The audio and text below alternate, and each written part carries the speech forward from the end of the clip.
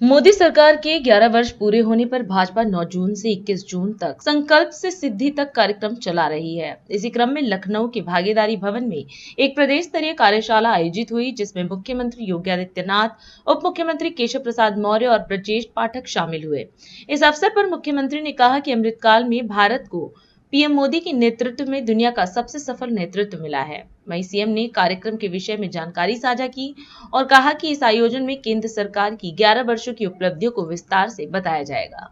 ये हम सब का सौभाग्य है कि देश की आज़ादी के अमृत काल में भारत को दुनिया का सबसे यशस्वी नेतृत्व प्रधानमंत्री श्री नरेंद्र मोदी जी के नेतृत्व में प्राप्त हुआ है। अमृत काल के इस आयोजन के अवसर पर जो विकसित भारत का एक अमृत काल है, इसमें सेवा, सुशासन और गरीब कल्याण के 11 वर्ष पूरे हो रहे हैं।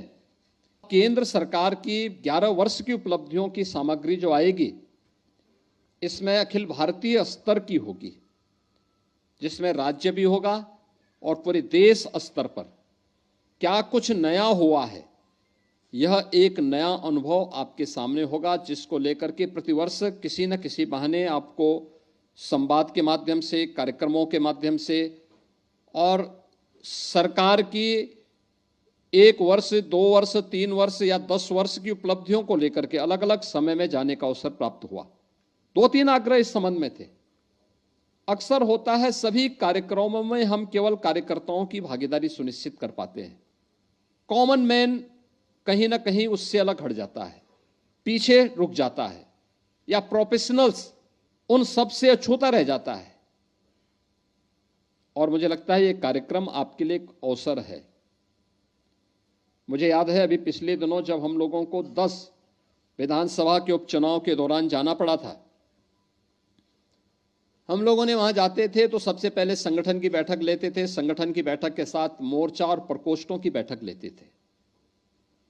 भारतीय जनता पार्टी के 6 मोर्चे और जो 22-23 प्रकोष्ठ हैं, ये अपने आप में सबको अपने साथ समाहित कर देता है, सबको अपने साथ समाहित कर देता है। इसमें अधिवक्ता भी आ जाते हैं, इसमें चिकित्सक भी आ जाते हैं, इसमें सीए भी आ जाते हैं, इसमें शिक्षण संस्थान भी आ जाते हैं, इसमें शिक्षक भी आ जाते हैं, इसमें छात्र भी आ जाते हैं और इसमें लाभार्थी भी आ जाते हैं। यानी समाज का हर व्यक्ति इस अभियान का हिस्सा बनता है और अगर उनके साथ हम उनसे संबंधित विषयों को लेकर के गोष्ठी करें और वक्ता उन्हीं में से किसी व्यक्ति को बनाएं। हां, शर्त यह है कि हम उसको पहले से डिटेल में लिख के दें। अगर हम चिकित्सकों के साथ बैठ रहे हैं, याद करवाइए क्या स्थितियां थी आज से। आयुष्मान भारत के आने के पहले की स्थिति क्या थी? कोई व्यक्ति, किसी परिवार में कोई व्यक्ति बीमार होता था, परिवार के सामने एक संकट खड़ा होता था। आज देश के अंदर 50 करोड़ लोग और उत्तर प्रदेश के अंदर 10 करोड़ लोग आयुष्मान भारत की सुविधा का लाभ प्राप्त कर रहे हैं। और आयुष्मान भारत में भी आयुष्मान भारत वयम वंदना योजना, ये वय वंदना योजना जो है 70 वर्ष से ऊपर के किसी भी बुजुर्ग को, उसमें न जाति का बंधन है, न क्षेत्र का बंधन है, न भाषा का बंधन है, न मत का बंधन है, न मजहब का बंधन है, कोई भी 70 वर्ष का न आय का बंधन है। कोई भी बुजुर्ग है, शक्ति केंद्र में जब आप जाएंगे तो उस आयुष्मान भारत को वहां वितरित करना है।